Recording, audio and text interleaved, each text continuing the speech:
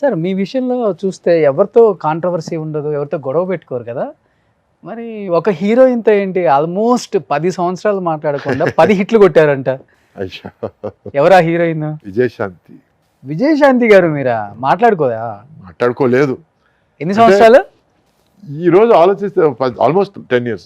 ఈ రోజు తిరిగి ఆలోచిస్తే ఎందుకు గొడవ పడ్డాం కూడా తెలియదు, ఓకే. మర్చిపోయాను నేను. ఉమ్.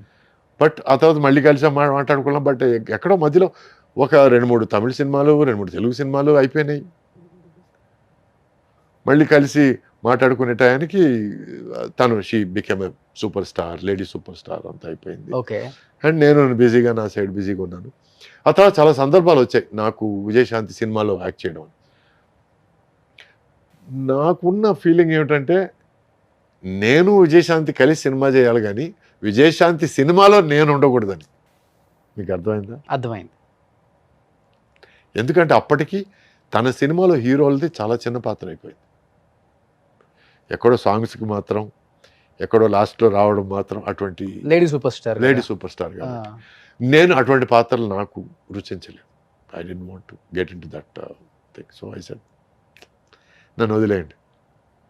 కాబట్టి మళ్ళీ వర్క్ చేసే సందర్భం ఏమో, మళ్ళీ ఈరోజు ఫాదర్స్ గాను మదర్స్ గాను మళ్ళీ కలిసి పని చేస్తాము. Never say never. మళ్ళీ 10 సంవత్సరాల తర్వాత ఎక్కడ హాయ్ చెప్పుకున్నారు మరి? ఊటీలో. ఓకే. ఊటీలో బాలకృష్ణ గారి సినిమా చేస్తుంటాను. సో మా మేకప్ మ్యాన్ కలిసి మాట్లాడుకుంటుంటే నేను తన మేకప్ మ్యాన్ కలవడానికి వచ్చాను. అప్పుడు ఆ టైంలో తను గట్టిగా పిలిచింది. అంటే సురేష్ గారి మేకప్ మ్యాన్తో మాట్లాడుతున్నాను. తను కన్వే చేశాడు. సురేష్ గారు వచ్చారని తను అడిగింది. అప్పుడు నేను తిరిగి చూడడం జరిగింది. ఒకరినొకరు చూసుకోవడం, ఒక చిన్న మినిట్ పాజ్. ఆ తర్వాత తను లేవడం, తర్వాత నేను తన దగ్గరికి నడవడం, హలో హౌ ఆర్ యూ అనడం, I'm fine how are you అనడం, మళ్ళీ మాటలు స్టార్ట్ అయినాయి. ఆ తర్వాత they're calling for the short bye అనడం, వెళ్ళిపోవడం, అంతే అయిపోయింది. అంతే. సో ఇద్దరు విషయాల్లో చూశాను. ఒకటి చిరంజీవి గారు, రాధిక గారు కూడా మాట్లాడుకోకుండా చాలా హిట్లు కొట్టారు. అంటే అవన్నీ బాల్యం అనుకుందాం. బాల్యంలో ఉన్న పిచ్చిదనం, లేకపోతే మూర్ఖత్వం, లేకపోతే పట్టుదల, లేకపోతే పంతం, అంతే. సార్ మీ జర్నీలో ఒక వ్యక్తి గురించి అడగకుండా ఫినిష్ చేయలేము అసలుకి. సౌందర్య గారు.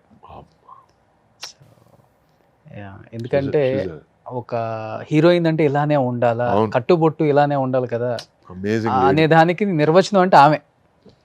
అమ్మోరు సినిమా నేను యాక్ట్ చేసేటప్పుడు ఆ అమ్మాయిని సెలెక్ట్ చేశారండి. మొత్తానికి మన శ్యామ్ ప్రసాద్ గారు వెళ్ళి బెంగళూరు నుంచి సెలెక్ట్ చేసి తీసుకొచ్చారు. అప్పటికి యంగ్ గర్ల్, అప్పుడు 16 or 17, ఐఎమ్ నాట్ షూర్, నేను ఏజ్ అడగను నేను అమ్మాయి. అప్పుడు డైలాగ్ చెప్తే నేర్చుకొని వచ్చి చెప్పి ప్రతి షాట్కి సార్ సురేష్ గారు కరెక్టేనా, మీరు సీనియర్ కదా, ఇట్లా మాట్లాడే అమ్మాయి. ఆ సినిమా తనకు ఫస్ట్ మూవీ కదా, ఫస్ట్ మూవీ. అవును. ఆ సినిమా ఫినిష్ అయ్యి ఆ తర్వాత సినిమా సరిలేదు అనుకోని రెండో సినిమా తీసి, రెండో సినిమా రిలీజ్ డేట్ వచ్చేసరికి అమ్మాయికి 8 సినిమాలు రిలీజ్ అయిపోయాయి. అప్పటికి స్టార్ అయిపోయింది, పెద్ద హీరోయిన్ అయిపోయింది. సో ఆ తర్వాత ఏమైంది, ఆ అమ్మాయితో హీరోయిన్గా యాక్ట్ చేశాను. ఆ తర్వాత దొంగాట్లో అమ్మాయికి విలన్గా యాక్ట్ చేశాను. తర్వాత చాలా, ఆ తర్వాత వెంకటేష్ గారితో సినిమా చేశాను నేను, వెంకీతో, మీరు కోటి రామకృష్ణ గారి సినిమా, నేను Deviputrudu. Yes. So beginning Ammoru సినిమాలో ఎట్లా ఉండిందో తన బిహేవియర్, దేవిపుత్రుడు లాస్ట్ సినిమా మేము చేయడం, దేవిపుత్రుడు వరకు బిహేవియర్ ఏమాత్రం మారలేదండి. దానికి మాత్రం నేను చేయెత్తి పెడతాను. ఎందుకంటే కొంతమంది తమ పరిస్థితులను బట్టి, తను తీసుకునే పారితోషికాన్ని బట్టి, తమ ఉన్న లెవెల్ని బట్టి బిహేవియర్లు మారుతుంటాయి. కానీ ఆ అమ్మాయిలు ఎక్కడా బిహేవియర్ మారలేదు. ఫర్ దాట్ ఒక హీరోయిన్కి అది కొంచెం కష్టం అండి, చాలా కష్టం సార్. ఆ మార్పు రాకుండా ఉండడం చాలా కష్టం. ఎప్పటికీ ఒక ఆప్తుడిని, ఒక బంధువుని పలకరించినట్టే పలకరించేది. సురేష్ గారు బాగున్నారండి, ఇంట్లో అందరూ బాగున్నారండి, ఇట్లాగే మాట్లాడేది. So I really love that attitude. So అందుకే I always had huge respect. ఆమెలో మీకు నచ్చిన ఒక మంచి క్వాలిటీ అంటే ఆఫ్ స్క్రీన్ నవ్వు. She had an amazing smile అండి, చూస్తూ ఉండిపోదామనే ఒక నవ్వు. అంటే ఎట్లా అంటే ఒక పక్కింటి పిల్ల, లేకపోతే ఓ పల్లెటూరులో ఒక అందమైన అమ్మాయిని చూస్తే అరే ఈ కట్టుబొట్టు బాగుంది, ముచ్చటేసే ఒక నవ్వు అండి. వేరే ఏ ఐడియా రాని ఒక నవ్వు. అంటే ముచ్చటేస్తుంది చూడండి కొంతమంది, అవునవును, ఆ ముచ్చటే ఫీల్ అయ్యాను. She had amazing smile and she had dancing ice. Dancing ice అంటే కళ్ళు ఆల్వేస్ యాక్టివ్ అలైవ్. సో అప్పుడప్పుడు మాట్లాడేవాడిని, హలో హలో నేను ఇక్కడే ఉన్నాను, నన్ను చూసి మాట్లాడు, ఎందుకంటే మాట్లాడుతూ అట్లా అనేది తను ఇక్కడ ఉన్నా నన్ను చూసి మాట్లాడనేవాడిని. So she had that enthusiasm for life, she loved life. తన యాక్టింగ్ లో కూడా అంతే, అవును, ఏదో అసలుకి ఇంట్లో జరిగిన సిచ్యువేషన్స్ లాగే లైవ్లీగా ఉంటాయి. సో అంత లవ్ ఫర్ లైఫ్ ఉన్న ఒక మనిషి లైఫ్ పోయిందంటే ఐ ఫెల్ట్ రియలీ బ్యాడ్. నా జీవితంలో 2 సార్లు ఏడ్చానండి నేను. ఎందుకంటే ఎక్కడో చిన్న ఫిలాసఫీ నాలో వచ్చిన ఫిలాసఫీ ఏంటంటే, మనం వచ్చాం కాబట్టి పోక తప్పదు.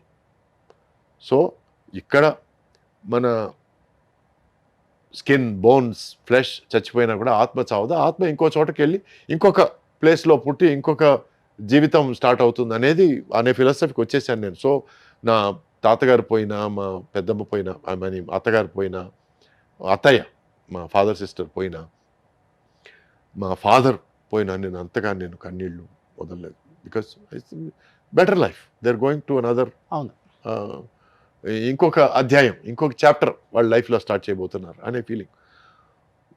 శ్రీహరి, సౌందర్య ఇద్దరు నేను కంట్రోల్ చేయలేకపోయినా. I had tears in my eyes and it was genuine respect and genuine regret that God took them away too soon. చిన్న ఏజ్ లో అదే చెప్తాను, టూ సూన్.